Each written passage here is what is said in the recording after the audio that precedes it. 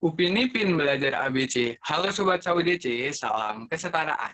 Kembali lagi di SAUDC Talk bersama aku Yuva Mulyana, mahasiswa Departemen Pembangunan Sosial dan Kesejahteraan, Fakultas Ilmu Sosial dan Ilmu Politik Universitas Gadjah Mada, Angkatan 2019, teman-teman. Nah, di sini aku akan membersamai teman-teman selama beberapa menit ke depan nih tentunya dalam acara SAUDC Talks.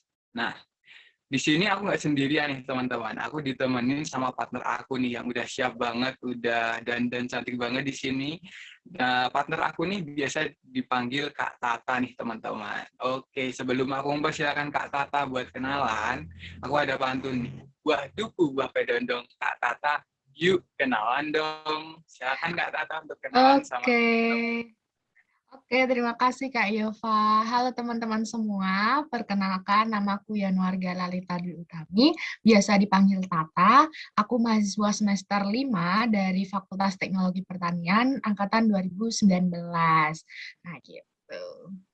Oke, salam kenal Kak Tata. Oke, gimana nih kabarnya teman-teman? Semoga teman-teman dalam keadaan sehat dan tetap semangat dong ya tentunya, meskipun di tengah kondisi pandemi COVID-19 seperti saat ini. Dan jangan lupa teman-teman untuk selalu mematuhi protokol kesehatan dimanapun teman-teman berada, agar teman-teman dapat terhindar dari paparan virus corona gitu teman-teman. Pastinya dong. Nah, teman-teman di rumah juga harus selalu jaga kesehatan dan jangan lupa bahagia. Dan tentunya jangan lupain 5M-nya, yaitu memakai masker, mencuci tangan, menjaga jarak, menjauhi kerumunan, dan mengurangi mobilitas. Jadi kalau nggak ada kepentingan yang mendesak banget, nggak usah kemana-mana dulu. Liburannya ditahan dulu dan di rumah aja. Iya, bener banget tuh Kak Tata. Oke, tadi kan aku udah nanya gimana kabarnya teman-teman kan. Nah, aku juga kepo dong sama gimana kabar Kak Tata hari ini. Apakah ceria, semangat, dan sekarang mungkin Kak Tata juga lagi di mana gitu Kak? Silakan Kak Tata. Oke, alhamdulillah aku baik-baik saja, bahagia, ceria, dan sehat gitu. Semoga kita sama-sama dihindarkan dari virus yang sekarang lagi marak banget ya, lagi tinggi-tingginya virus COVID-19. Dan aku kebetulan sekarang lagi di rumah aja di Jogja nih. Nah, kalau Kak Yufa gimana nih kabarnya? Apakah sehat atau ada yang sakit atau gimana? Dan sekarang lagi ada di mana nih? Oke, alhamdulillah aku sama kayak Kak Tata tadi juga pastinya sehat dan semangat banget buat membersamai teman-teman selama beberapa menit ke depan ini di Saudi Talk hari ini. Terus aku sekarang lagi di rumah aja nih Kak. Dari semenjak awal pandemi kemarin sampai sekarang masih di kampung di Karanganyar, Jawa Tengah gitu Kak. Di sini masih adem-adem Wah, gitu Kak karena pagi. Oke, by the way, di podcast kali ini tentunya kita akan membahas topik yang sangat menarik banget nih teman-teman, dan tentunya nggak kalah keren sama podcast Saudi Talk sebelumnya. Kali ini kita akan berbincang dan sharing bareng salah satu teman mitra yang sedang menempuh pendidikan di Fakultas Hukum Universitas Gadjah Mada. Wah, kira-kira teman-teman yang ada di rumah pada penasaran nggak sih ini siapa ya yang jadi narasumber Saudi Zetok kali ini? Nah, tanpa berlama-lama lagi, langsung saja kita sambut bersama-sama teman netra kita yaitu Kak Alexander Farel. Halo Kak Farel, apa sudah di sana? Boleh dong kenalan dulu sama teman-teman yang ada di rumah. Halo teman-teman semua, kenalin aku Alexander Farel Rasendria Haryono, biasa dipanggil Farel dari Fakultas Hukum Angkatan 2019.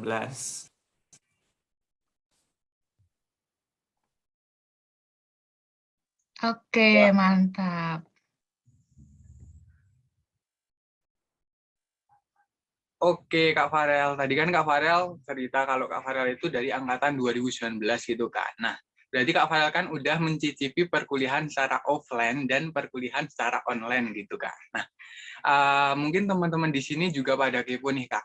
Gimana sih cara Kak Farel buat beradaptasi di awal perkuliahan, terutama pas offline itu Kak? Soalnya kan pas offline itu kita bertemu dengan teman-teman itu secara fisik secara langsung gitu Kak. Nah mungkin Kak Farel bisa cerita gimana cara beradaptasi Kak Farel di awal perkuliahan itu gitu Kak. Silakan Kak Farel. Oke, jadi cara aku adaptasi dulu ya kurang lebih mungkin sama ya kayak teman-teman yang dari SMA terus kemudian masuk ke jenjang perkuliahan gitu ya, ketemu dengan orang-orang baru terus cara pembelajarannya juga baru ya kurang lebih sama sih kayak apa ya lebih berusaha lebih aktif lah aku di sana. Maksudnya kalau di SMA kan kayak aku udah kenal sama teman-temannya, kenal sama guru-gurunya. Kalau mulai di perkuliahan itu mulai ya aku berusaha, misalnya aku kurang tahu apa, misalnya mau ke tempat mana gitu, aku coba lebih aktif buat tanya, terus coba lebih aktif buat mengenal teman-teman yang baru juga, lebih aktif mengenal dosen-dosennya juga. Jadi kurang lebih gitu sih, aku jadi lebih, cara aku buat adaptasi dengan cara lebih aktif aja sih ke semuanya gitu.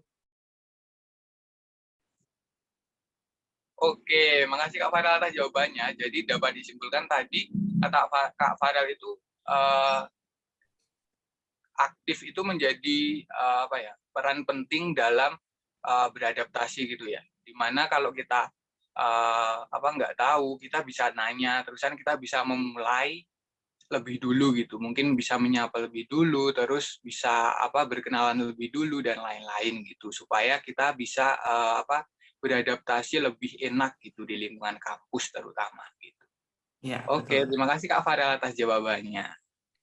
Oke, selanjutnya mungkin agak flashback ke tahun 2019 dulu ya Kak, sewaktu kita sama-sama kuliah offline. Nah, kira-kira Kak Farel pas kuliah offline itu gimana atmosfernya dan juga apakah fasilitas kampus itu mendukung untuk Kak Farel berkuliah dalam proses pembelajaran sebagai teman netra ataupun teman-teman penyandang disabilitas yang lain? Oke, waktu kuliah offline itu ya untuk fasilitasnya ya kayak aku udah ready laptop sendiri gitu, jadi kemana-mana aku selalu siap laptop. Terus misalnya aku harus nyatet atau ada tugas-tugas itu aku biasanya ngerjain di laptop. Terus untuk pembelajarannya sendiri, beberapa dosen tuh udah ada yang tahu juga kalau aku tuh difabel gitu ya, jadi mereka juga menyesuaikan cara ngajarnya. Jadi misalnya ada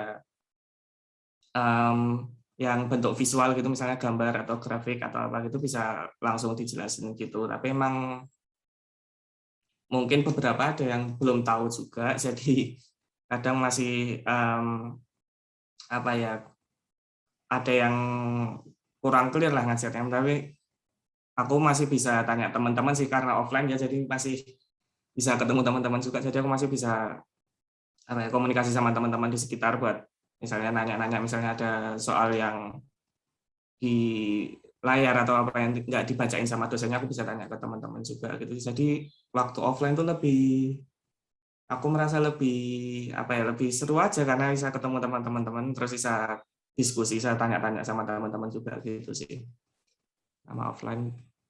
Oke, jadi fasilitasnya tergolong mendukung ya, baik dari sisi Kak Farel sendiri ataupun dari dosen-dosen yang ada di fakultas Kakak. Walaupun nggak semuanya tahu, tapi ya setidaknya ada teman-teman yang ready untuk membantu Kak Farel gitu. Oke, Ya, betul. mantap. Oke, Yova. Kak Yova boleh dilanjutkan? Oke, makasih Kak Tata. Oke, menyambung jawaban dari Kak Farel tadi, kan katanya kuliah offline tuh lebih seru gitu kan. Kalau bingung bisa langsung nanya sama temen gitu kan. Nah, aku mau nanya nih Kak, kan selama pandemi ini kan perkuliahan itu dilaksanakan secara daring penuh, terutama di UGM. Jadi pertemuan secara fisik kan lebih terbatas dan mungkin lebih apa ya? Mungkin lebih sulit gitu. Nah, aku mau nanya dong gimana Kak Farel itu mengalami kendala gitu nggak sih selama mengikuti perkuliahan secara daring ini? Silakan Kak Farel menjawab. Oke, untuk kuliah daring mungkin waktu awal-awal ya, waktu awal-awal itu kan kayak ya semuanya ngalamin sih ya pasti dengan apa ya, media yang baru, misalnya dengan platform-platform online, Webex, Zoom dan Google Meet dan segala macam. Itu mungkin waktu awal-awal adaptasinya gitu ya, kayak ada beberapa platform tuh yang aku apa ya, susah untuk menjangkau menu-menunya gitu, misalnya kayak di Webex itu kan agak waktu awal-awal tuh aku agak kesulitan sih, misalnya harus nge-mute, unmute, terus start video dan segala macam, itu aku agak kesulitan waktu itu. Tapi dengan berjalannya waktu ya udah lumayan bisa belajar ya selama udah 1,5 tahun ini, hampir 1,5 tahun buat kuliah online gini, jadi udah mulai biasa. Terus kendala lainnya lagi ya mungkin sama kayak teman-teman juga pernah sempat ngerasain stres juga karena tiba-tiba harus online semua gitu kan, jadi terus nggak bisa ketemu teman-teman juga, jadi sempat stres awal-awalnya, tapi ya mau gimana lagi. Jadi sampai sekarang ya udah cukup biasa lah buat lakuin sesuatu secara online gitu sih.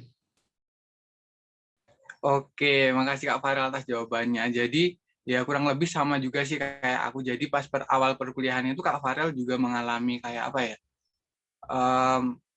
Karena kita tuh awalnya kan offline, harus berganti ke online dengan media belajar yang beda kayak pakai Zoom, Webex, terus Google Classroom dan lain-lain yang aplikasinya tuh banyak banget, tuh emang butuh penyesuaian beberapa waktu gitu ya, nggak bisa langsung set kita langsung bisa semuanya gitu. Terusan tadi Kak Farel juga cerita kalau juga pernah merasa stres gitu kan, karena online terus, tiap hari di depan laptop, duduk di situ terus gitu, jadi mungkin juga agak bosen dan agak stres gitu ya Kak. Tapi Ya betul.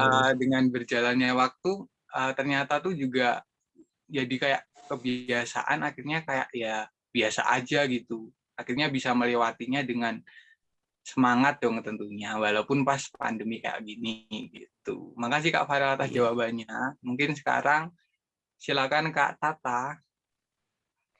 Oke, nah tadi kan juga di awal sudah nyinggung tentang fasilitas yang ada gitu kan. Nah, aku mau tanya nih ke Kak Farel, kira-kira ada nggak sih harapan untuk fasilitas mungkin dari kampus yang lebih mendukung lagi, baik secara offline maupun online ini untuk berkembang dan untuk membantu selama proses pembelajaran untuk Kak Farel maupun teman-teman disabilitas yang lain? Oke.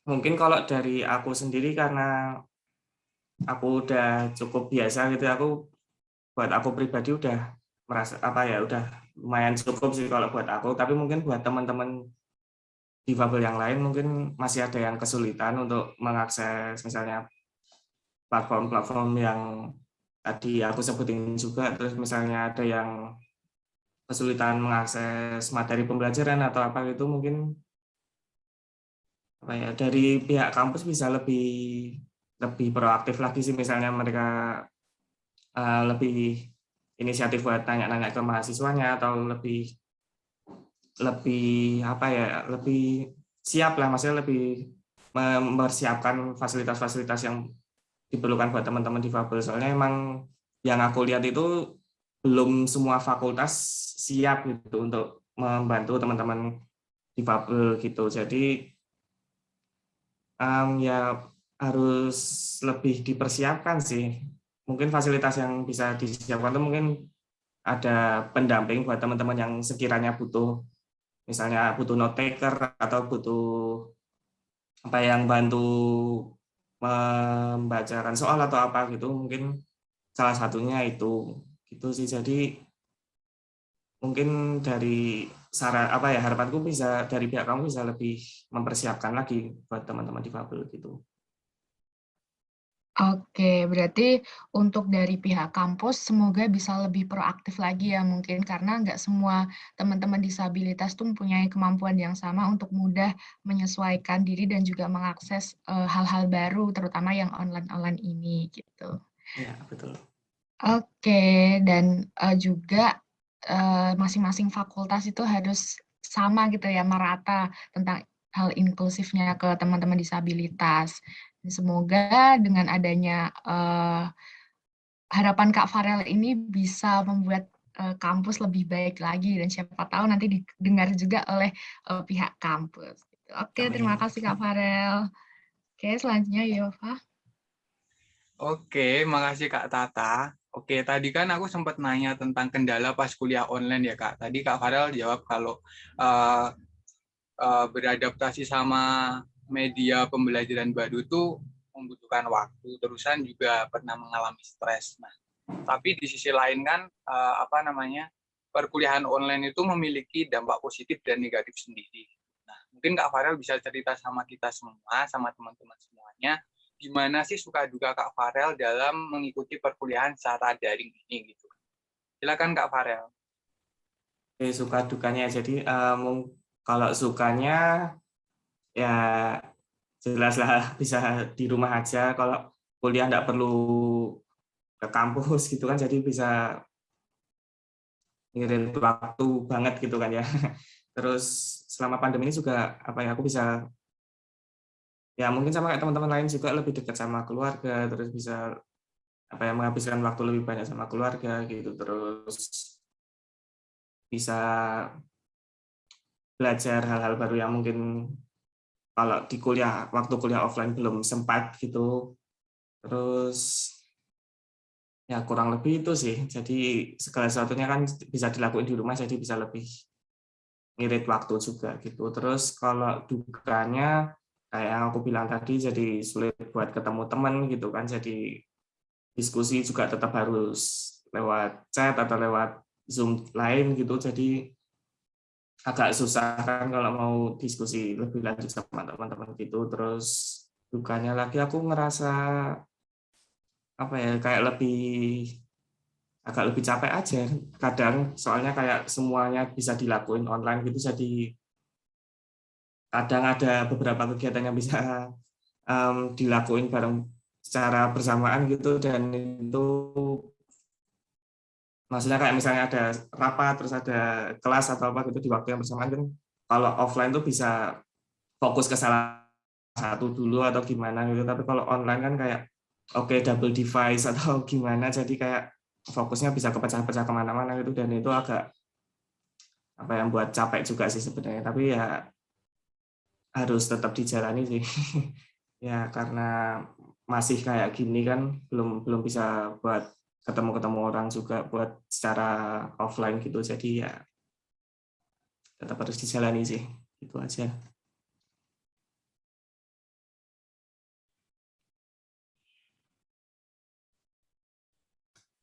Oke, mungkin benar banget ya yang dikatakan sama Kak Farel tadi bahwa kita punya suka duka masing-masing ketika perkuliahan online ini, dan juga dari Kak Farel tadi capek, stres itu juga jadi hal yang biasa gitu. Kayaknya semua mahasiswa, apalagi kita kayak semester 5 tuh udah penuh-penuhnya dan harus benar-benar fighting gitu ya dalam hal perkuliahan.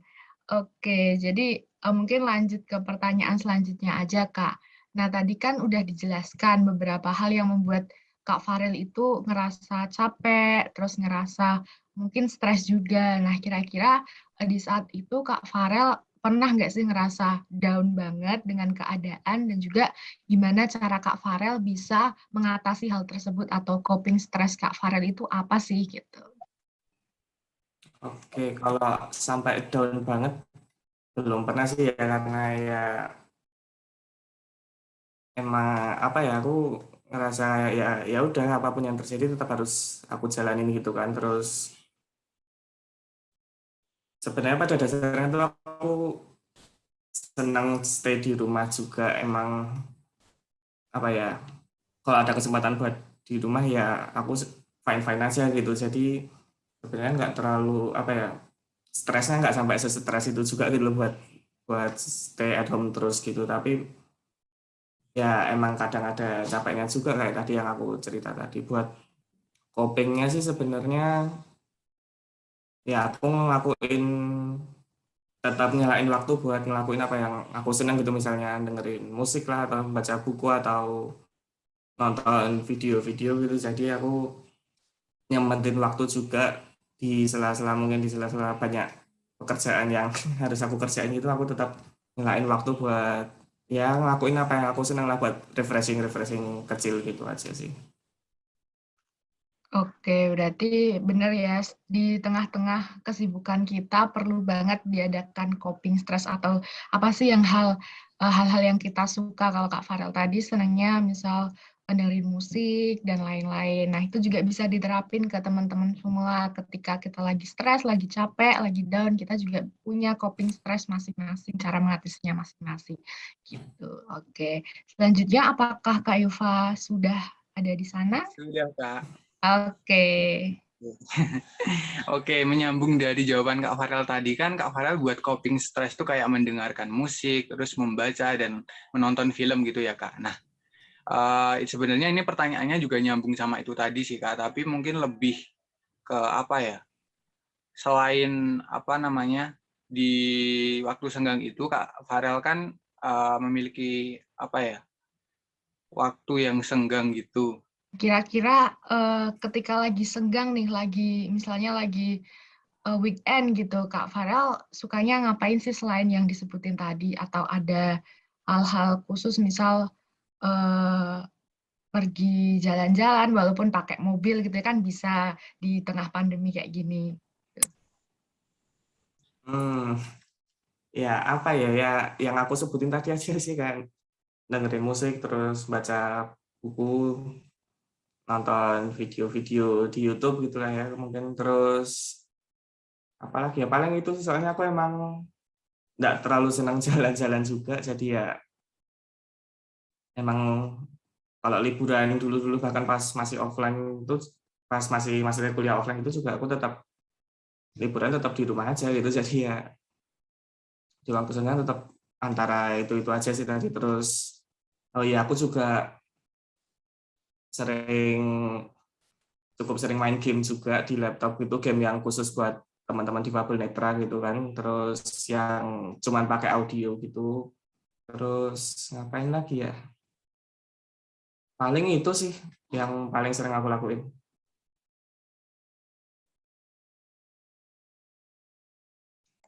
Oke, berarti emang ada juga nih insight baru, ada game tersendiri untuk teman-teman netra ya, Kak. Jadi teman-teman netra itu juga punya hiburan game sendiri gitu, maksudnya tidak kalah juga dengan kita gitu. Oke, selanjutnya saya mau nanya nih, Kak.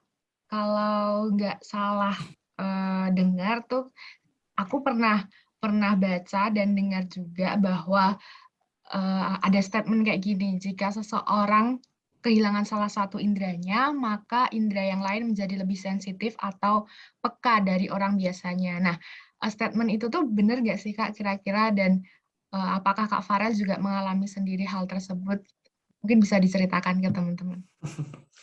Oke. Kalau secara ilmiahnya aku kurang tahu sih ya gitu gimana penjelasannya, tapi kalau pendapatku pribadi mungkin emang karena ini sih ya, karena ya kita jadi lebih bergantung sama indera yang lain, lebih fokus ke menggunakan indera yang lain gitu kan, jadi secara nggak langsung jadi ya jadi jauh lebih peka indera yang lain. Tapi aku kurang tahu sih, emang jadi lebih lebih lebih apa ya, lebih tajam dengan sendirinya, maksudnya dengan satu indera tidak bisa digunakan terus yang lain jadi lebih tajam, atau emang karena kita apa ya, menggunakannya lebih lebih emang lebih fokus ke situ jadi bisa lebih peka gitu, mungkin yang aku tahu gitu sih. Oke, berarti secara tidak langsung karena indera yang lain lebih difokuskan untuk bekerja, jadi bisa dikatakan lebih peka daripada orang yang lain gitu ya mungkin. Iya. Oke, oke, selanjutnya Kak Yova. Oke, Kak Farel. Jadi dengan keistimewaan yang Kak Farel miliki, terus tadi kan Kak Farel juga angkatan 2019, kan udah melewati perkuliahan offline dan online gitu kan, Kak. Nah, aku mau nanya dong, gimana sih perilaku teman-teman Kakak, terutama di Fakultas Hukum itu sama Kakak gitu? Apakah mereka itu bersikap inklusif atau malah eksklusif sama Kakak gitu? Mungkin Kakak bisa cerita sama teman-teman semua biar teman-teman semua juga bisa menumbuhkan rasa inklusif terhadap teman-teman difabel yang ada di Indonesia gitu, Kak. Silakan Kak Farel. Oke. Buat teman-temanku sendiri, puji Tuhannya ini sih pada apa ya, inklusif semua ya, maksudnya yang aku temuin tuh ya selalu kalau misalnya aku butuh bantuan pada nawarin bantuan, mau nolong gitu. Terus misalnya aku baru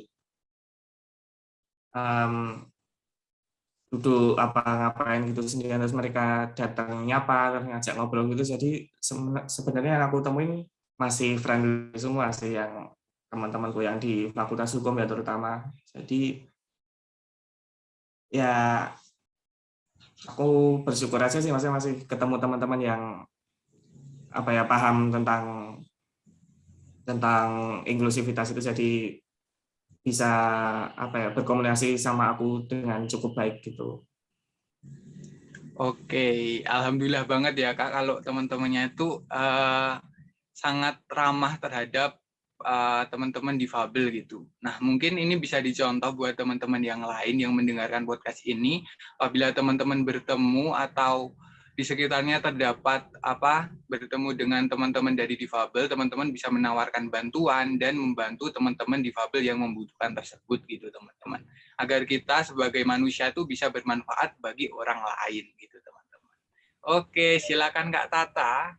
Oke, mantap tuh. Nah, tadi kan setelah dijelaskan sama Kak Farel, alhamdulillahnya teman-teman Kak Farel itu selalu positif dan baik ke Kak Farel. Tapi kita tidak memungkiri bahwa di sisi lain juga mungkin ada teman-teman yang masih ngerasa takut nih ketika melihat teman-teman difabel. Mungkin nggak takut, cuman bingung mau berinteraksi seperti apa.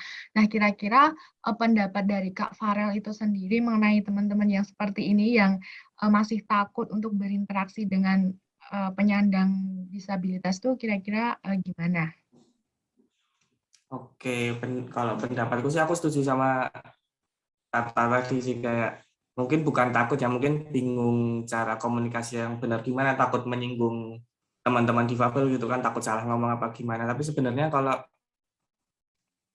dari aku pribadi sih sebenarnya ya biasa aja sih, kayak kayak kalian ngomong sama teman-teman kalian aja gitu. Maksudnya nggak perlu cara khusus atau gimana untuk ngobrol ke kita, ya biasa aja gitu. Jadi apa ya, nggak usah bingung-bingung lah kalau mau nyapa atau mau ngobrol sama teman-teman difabel, langsung aja ajak ngobrol gitu, nggak apa-apa sebenarnya. Tapi emang ya harus dilihat juga, misalnya dia difabel netra atau difabel tuli gitu kan, mungkin cara komunikasinya yang beda, bukan bukan apa ya, bukan bukan apa yang mau diomongin yang beda, tapi mungkin cara komunikasinya aja. Mungkin ada yang misalnya teman-teman tuli gitu, ada yang dengan bahasa isyarat, atau ada yang dengan baca bibir, atau mungkin yang parsial masih bisa dengerin suara gitu kan. Jadi mungkin lebih ke situnya aja sih, daripada bukan ke apa yang mau diomongin atau gimana cara apa kata-kata yang harus dipakai apa aja gitu sih. Jadi santai aja teman-teman, nggak perlu bingung, nggak perlu takut buat komunikasi sama teman-teman difabel.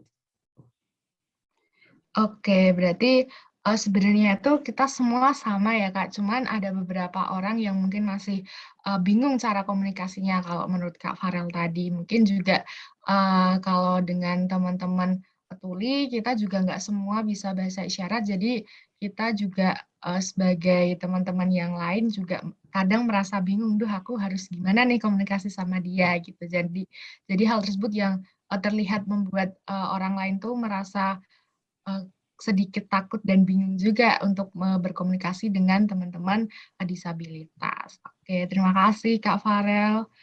Selanjutnya Kak Yova. Oke, Kak Farel. Menyambung pertanyaan tadi, kalau tadi kan lebih bingungnya itu dari teman non-difabel sama menanggapi teman-teman yang difabel gitu ya, Kak. Nah, kalau sekarang tuh aku mau nanya dong, kan gelisah sama cemas itu merupakan suatu hal yang wajar dialami oleh seseorang gitu. Nah, Kak Farel tuh pernah nggak sih kayak merasa cemas atau gelisah gitu pas mau berinteraksi di lingkungan masyarakat atau di lingkungan kampus gitu? Mungkin Kak Farel bisa menjawab. Silakan Kak Farel. Oke, cemas mungkin ini sih kalau misalnya aku masuk ke lingkungan yang baru gitu, misalnya waktu awal-awal kuliah gitu ya kan, aku kayak belum kenal banyak orang di sana gitu, dan kadang ya apa ya, ada kecemasan itu lah, kayak misalnya mereka bakal nanggepin aku yang sebagai difabelnya nanti kayak gimana, atau mereka bakal bantu apa enggak gitu sih. Jadi mungkin lebih ke kalau misalnya ke lingkungan yang baru aja sih. Jadi tapi kalau udah apa ya, nyoba komunikasi dan ternyata responnya positif itu ya apa ya, lega juga sih gitu. Oke, makasih Kak Farel. Jadi tadi lebih ke apa ya? Lebih ke beradaptasinya gitu Kak ya, sama lingkungan baru gitu. Dan mungkin tadi kata Kak Farel kan cemas kalau nanti aku gini nanti takut dikira gini-gini gitu. Itu lebih kayak overthinking gitu kalau di aku rasain gitu ya. Mungkin teman-teman Iya, yang iya, lain benar-benar. mungkin teman-teman lain juga ngerasain gitu. Tapi kalau udah terbiasa nanti juga bakal enak kok. Yang penting dijalani aja dulu, semangat gitu. Oke, mungkin silakan Kak Tata. Oke, nah seru banget tuh overthinking ya. Kita semua secara ilmiah, secara tidak sadar juga punya ke-overthinkingan masing-masing ya, Kak Iva dan Kak Farel. Oke, dan selanjutnya nih, kira-kira gimana sih saran? Mungkin Kak Farel bisa memberikan saran untuk teman-teman yang ada di rumah, untuk pendengar podcast Audici Talk ini, gimana sih cara kita untuk berinteraksi dengan penyandang disabilitas? Kira-kira apa yang harus kita lakukan untuk membantu penyandang disabilitas, khususnya kalau misal Kak Farel bisa dikerucutkan lagi ke yang difabel netra seperti itu. Gimana sih cara kita berkomunikasi yang baik itu gimana? Oke, mungkin ini aku ngomong tentang difabel netra dulu aja ya. Mungkin kalau dari aku sih, ya yang kayak aku bilang tadi, kalau misalnya komunikasinya ya kita santai-santai aja dulu. Kalau misalnya ada teman-teman yang mau tanya atau mau ngobrol sama kita gitu, kita bakal apa ya, kita bakal tetap menjawab juga yang teman-teman tanyain gitu atau teman-teman obrolin gitu. Terus untuk nawarin bantuan ya kadang tuh gini, ada saat-saat kayak kita tuh kayak nggak butuh bantuan orang lain gitu, misalnya kita bisa ngelakuin apa sendiri gitu. Jadi lebih baik kalau misalnya sebelum nawarin bantuan mungkin bisa ditanyain dulu ke teman-teman difabelnya kira-kira butuh bantuan apa enggak gitu, karena ya kita juga tetap apa ya, kita juga tetap harus berusaha mandiri gitu buat teman-teman difabelnya juga. Jadi nggak selalu harus dibantu sama teman-teman juga, tapi kalau misalnya mau nawarin bantuan gitu juga nggak masalah, tanya dulu aja gitu. Terus ya mungkin itu sih yang paling penting ya. Jadi sekali lagi jangan takut, jangan bingung buat komunikasi sama kita. Oh ya, sama ini satu lagi sih, kalau misalnya ini penting juga sih, kalau misalnya teman-teman difabel tuh baru sama pendamping atau sama teman yang lain gitu, usahain apa ya, ajak ngobrolnya tuh lebih ke teman difabelnya gitu. Jangan misalnya nanyain tentang teman difabelnya ke pendampingnya atau gimana, itu kan orangnya ada di situ ya, kenapa harus nanya ke orang lain gitu loh. Intinya gitu sih yang menurutku cukup penting. Oke, terima kasih Kak Farel atas jawabannya. Jadi itu ya teman-teman, kita sama-sama mendapat insight atau pengetahuan baru tentang gimana sih kita cara berkomunikasi dengan teman-teman disabilitas khususnya yang netra. Dari yang pertama tadi, jangan ngerasa takut dan jangan ngerasa bingung juga ketika kita dihadapkan sama teman-teman netra. Dan kedua, apabila kita ingin membantu, itu sebaiknya bertanya dulu agar sama-sama enak dan nggak ada perasaan-perasaan yang nggak enak gitu, kayak misal kira-kira butuh bantuan atau tidak gitu, siapa tahu teman-teman disabilitas nggak ngerasa perlu dibantu gitu. Jadi kita harus bisa memposisikan diri juga. Dan yang ketiga juga kita apabila ada pendamping atau orang-orang khusus yang mendampingi teman-teman disabilitas itu, ketika kita bertemu sebaiknya kita kalau mau ngobrol lebih baik ke teman disabilitasnya langsung gitu, tanpa perantara kalau memungkinkan. Oke, mantap nih. Selanjutnya Yova. Oke, mantap banget tadi tips and trick dari Kak Farel. Dan mungkin ini bisa diterapin sama teman-teman semua ya, dimanapun kalian berada. bisa diterapin tuh triknya dari Kak Farel tadi gitu. Nah, ini pertanyaan terakhir sih Kak, dan sebagai penutup gongnya dari Saudi Talk kali ini. Nah, aku mau nanya dong Kak, apa sih harapan atau impian Kak Farel buat teman-teman difabel lain? Mungkin Kak Farel mau memberikan semangat supaya teman-teman difabel itu tetap optimis dan tetap semangat tentunya di tengah pandemi COVID-19 ini gitu Kak. Silakan Kak Farel. Oke, untuk harapannya mungkin apa ya? Harap teman-teman difabel lain juga bisa apa ya, berusaha untuk lebih mandiri gitu, lebih proaktif kalau misalnya di tempat-tempat baru. Jadi apa ya, orang-orang nggak ngelihat kita kayak gimana gitu. Jadi kita juga tetap harus bisa mandiri dan aktif juga. Terus kita juga harus ya yang dibilang Yova tadi juga, kita harus tetap semangat untuk menghadapi segala sesuatunya ya gitu. Terus ini sih aku apa ya, bukan quote ya, mungkin ini penyemangat aja buat teman-teman, kayak di balik segala kekurangan itu pasti ada kelebihan. Jadi yang kita bisa lakuin itu adalah untuk nunjukin ke orang-orang, nunjukin ke sekitar kita kalau kita itu meskipun kita difabel, kita tetap punya kelebihan dan kita bisa juga apa ya, seperti teman-teman yang lain gitu, dengan kelebihan-kelebihan dan kekurangan-kekurangan kita gitu sih. Oke, mantap banget nih Kak Farel. Jadi dapat disimpulin tadi, pertama, kita tuh teman-teman difabel itu diharapkan buat aktif, proaktif gitu dimanapun berada, biar selalu mandiri gitu.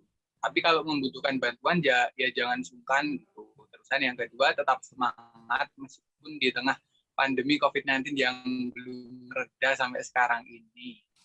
Terusan yang ketiga tadi ada quotes dari Kak Farel, di balik kekurangan itu pasti ada kelebihan, dan itu aku dapat insight. Jadi kita tuh harus selalu bersyukur dengan apapun yang kita miliki saat ini, dan rasa syukur itu nggak hanya direalisasikan dengan kata ucapan alhamdulillah dan aku bersyukur gitu doang, tapi kita bisa memanfaatkan apa yang kita miliki saat ini itu sebagai bentuk rasa syukur kita kepada Tuhan yang Maha Kuasa gitu teman-teman. Oke, silakan Kak Tata. Oke, mantap banget nih dari obrolan-obrolan kita beberapa menit ini, dapat insight baru dan juga kita dapat pencerahan bahwa kita harus senantiasa bersyukur juga atas apa yang kita miliki saat ini. Apalagi di dalam kondisi pandemi ini ya, yang kita sejujurnya juga sama-sama susah gitu dalam hal mungkin kuliah ataupun hal yang lain. Nah, tidak terasa sekali waktu sudah bergulir secara cepat dan sudah semakin lama juga kita berbincang-bincang. Keren banget pokoknya Kak Farel ini sebagai teman netra yang mempunyai semangat dan motivasi yang tinggi juga dalam berkuliah dan menjalani kehidupan yang lain. Dan semoga apa yang diharapkan sama Kak Farel dapat terwujud dan kita semua bantu aminkan bersama-sama. Amin. Oke, nah juga kami selaku host, Tata, Kak Yova, dan juga pihak Saudi Cetok yang lain mengucapkan terima kasih yang sebesar-besarnya pada Kak Farel yang telah menjadi narasumber untuk Saudi Cetok kali ini. Dan terima kasih juga karena telah berbagi cerita dengan kami dan juga teman-teman pendengar podcast Saudi Cetok kali ini. Terima kasih kembali teman-teman. Oke, Kak Yova, mungkin ada sepatah dua kata lagi yang ingin disampaikan? Oke, suaraku terdengar nggak Kak ini? Masuk. Oke, semoga cerita dari Kak Farel tadi dapat memberikan insight baru buat teman-teman semua dan tentunya bermanfaat buat kehidupan kita ke depannya ya teman-teman. Oh ya, aku sebagai host dan Tata sebagai host dalam podcast Saudi Digital hari ini ingin memohon maaf apabila kami selama memandu acara masih terdapat banyak kekurangan yang disengaja maupun tidak disengaja dan kurang berkenan di hati teman-teman semua maupun Kak Farel sendiri. Terima kasih juga kepada seluruh pendengar setiap podcast Saudi Digital dimanapun kalian berada. Tetap semangat, jaga kesehatan, dan patuhi protokol kesehatan, dan mari wujudkan Indonesia yang lebih inklusif. Akhir kata, aku Yuva dan partner aku Tata, pamit undur undur diri. diri. Oke, aku ada pantun nih sebelum kita tutup. Ke Tanah Abang sambil motoran, beli daging merah Cakep. warnanya. Sampai jumpa teman-teman di Saudi Talk berikutnya. Bye-bye. Salam Bye. kesetaraan. Salam kesetaraan.